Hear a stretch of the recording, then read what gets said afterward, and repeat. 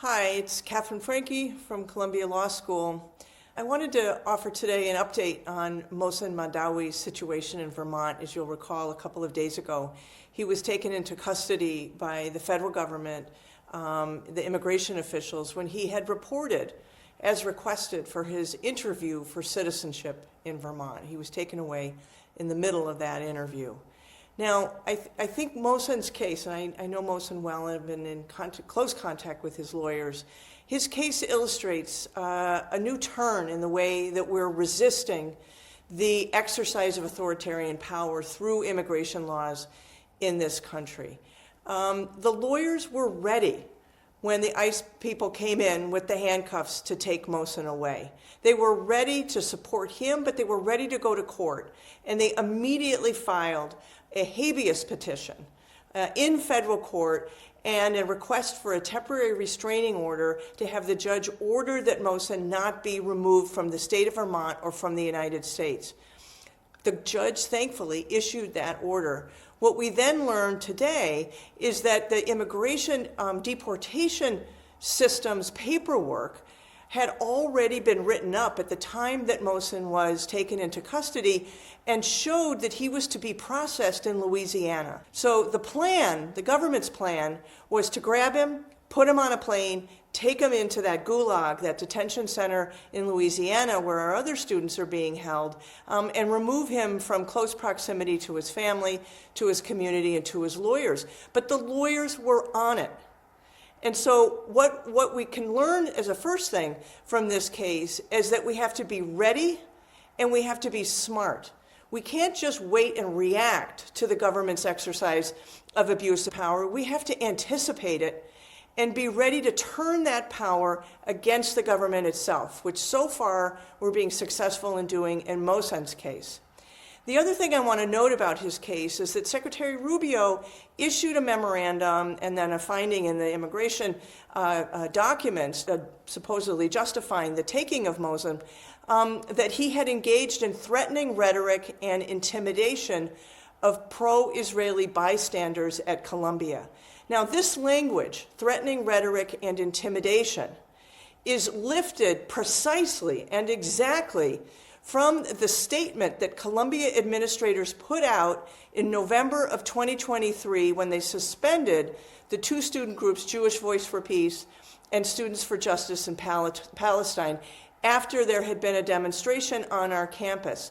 At that demonstration in November of 2023, an outside person, somebody not associated with Columbia, came near the demonstration that day on campus and said what we all acknowledged were anti-Semitic and hurtful things. And it was Mohsen who stepped forward towards this gentleman and asked him to leave and distanced the demonstration from him.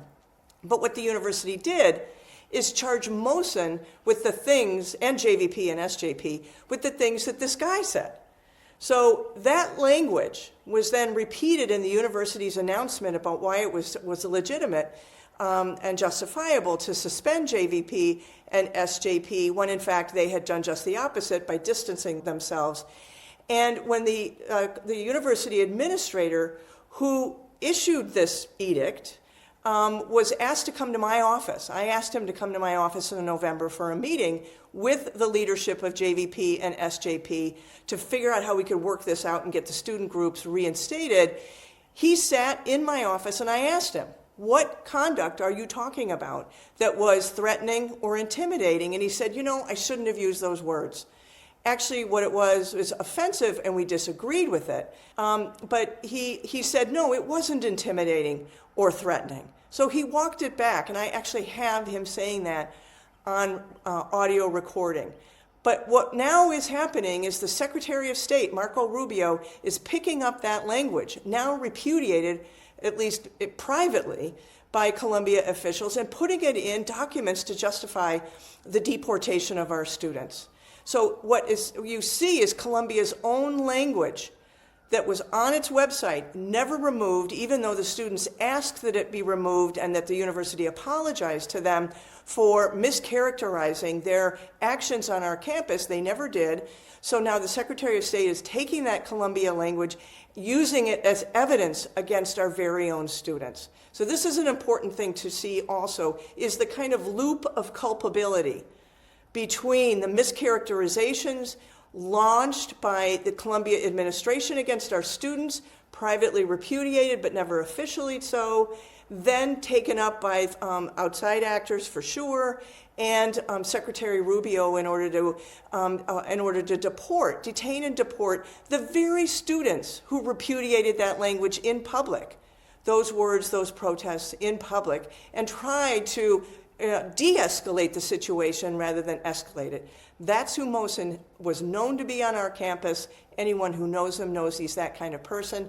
And it's important, again, to note that what we're seeing in his case is that we're acting smart. We're not just reacting, but we're acting smart in a way that deploys the government's power against itself. The next thing that happens in Mosen's case is a hearing next Wednesday, a status conference before the federal court judge in the habeas case, and we'll see what happens there.